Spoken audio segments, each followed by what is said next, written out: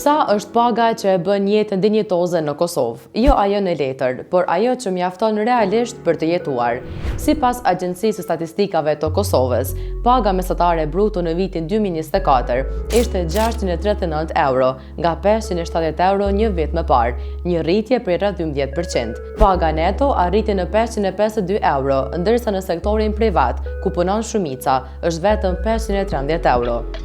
Sipas ASK-s, pagat më të larta janë në sektorin e energjisë dhe komunikimit, me rreth 900 deri 970 euro në muaj, por më të ultat mbeten në akomodimin e shërbimeve ushqimore, vetëm 331 euro. Në tetor 2024, qeveria e Kosovës e rriti pagën minimale në 350 euro bruto, rreth 2 euro për orë pune, duke prekur rreth 150.000 punëtorë. Por ekspertët thonë se kjo nuk mjafton, sepse inflacioni po e gërryen çdo rritje dhe fuqia blerëse e qytetarëve vazhdon të bjerë. Sa duhet të jetë atëherë paga që të quhet e dinjitetshme? Sipas studimit të Institutit për Politika Sociale Musin Kokalari, një familje 4 anëtarësh në Kosovë ka nevojë për rreth 1152 euro në muaj për të përmbushur nevojat bazike, nga ushqimi e banimi, te transporti, rryma dhe kujdesi personal. Në zonat rurale mjafton rreth 1090 euro, por në ato urbane duhen gati 1240 euro. Një punëtor që jeton vetëm ka nevojë për 720 euro në muaj për të përballuar një jetesë minimale, por të dinjitetshme.